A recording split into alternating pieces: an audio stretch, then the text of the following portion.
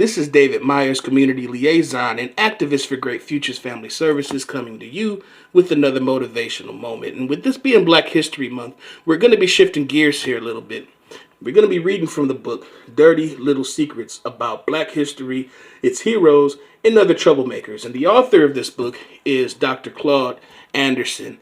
And this book highlights the events, the contributions, and the influential individuals that are seldom, if at all, spoke on when it comes to the truth about Black history. Now, it's an easy reader, and I definitely recommend this book to anyone that's seeking to uncover the real truth about Black history and to read about the influence that Black men and that Black women had in making this country what it is today. And always, before we get started, we're going to take 3 deep breaths and then begin.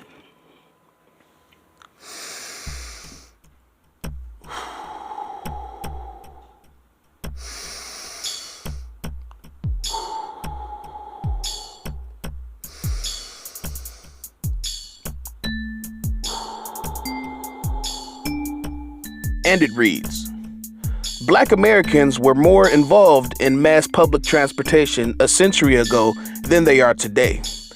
In the late 1800s, blacks invented and filed for patents on a number of transportation-related devices.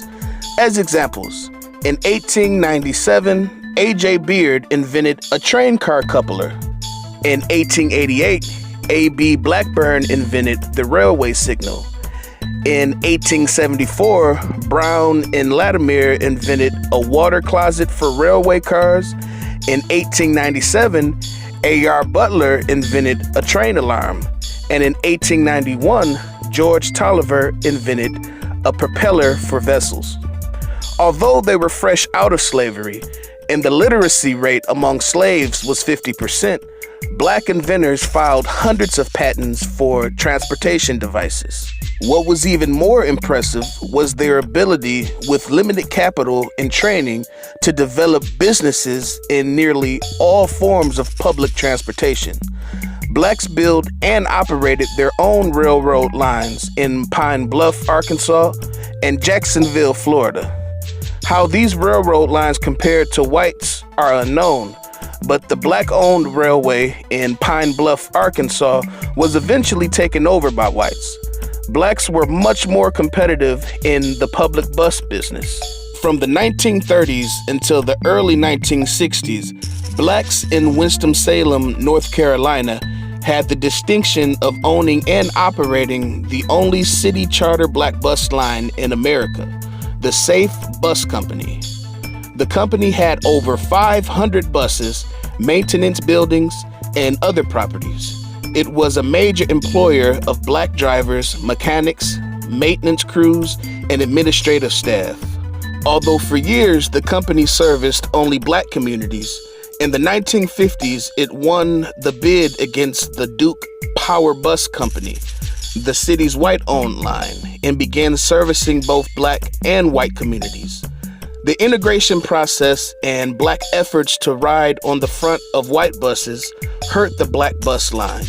The Safe Bus Company went under and the white bus line reclaimed the charter bus service. During the same period, Winston-Salem also hosted 2 black-owned cab companies. Integration helped put both of them out of business. Today, these pioneering businesses are gone, and blacks can no longer boast of black-owned cabs, buses, and railway lines. When we hear or think about unified black excellence during these oppressive times, my mind usually goes to Black Wall Street, which was in Tulsa, Oklahoma. But the truth of the matter is that this black renaissance was amplifying all throughout the country. There was Haiti District in Durham, North Carolina. There was Harlem, New York. There was U Street in Washington, D.C., which was known as the Black Broadway. There was the 10th Street Historic District in Dallas, Texas. There was the Jackson Ward in Richmond, Virginia, which was known as the Harlem of the South, even all the way to the West Coast with 7th Street in West Oakland, California. That unified sense of togetherness was always priority number 1 in black culture. And my question to the black culture of today is, What happened?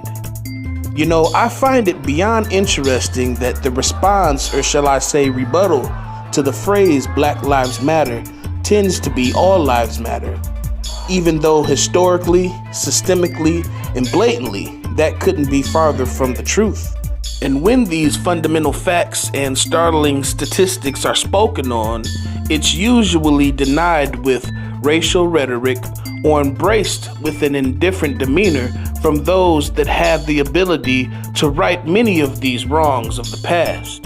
But instead of waiting for this obviously flawed system to change, maybe it's time to start readopting some of these old methods and thought processes back into the Black culture of today. How is it that every state has a Chinatown, a Little Italy, a Little Havana, or a Greek town? How is it that these other cultures and nationalities understand the importance and the power of building up their community, buying within their community, dedicating their gifts and talents within their community, so much so that their norm is to pass down something of substance and value to their children and their children's children, so that that unity on multiple levels is instilled into their next generation. This type of thinking is what builds up rich culture. This is how prosperity is inherited from generation to generation. This is the secret formula to success that's been used from nation to nation, from culture to culture for thousands upon thousands of years. And it all comes down to answering this one simple question: am I my brother's keeper? Answering yes to this question doesn't make you racist, an extremist, a threat, a problem, or a reason to be feared. It makes you chosen, ready for greatness, and it unlocks you to unlimited possibilities for you and yours for a lifetime to come. This has been David Myers, Community Liaison and Activist for Great Futures Family Services, coming to you with another motivational moment. I hope that you enjoyed the content that we shared with you today. I hope that you and yours are staying safe out there, and I look forward to speaking with you soon. Peace.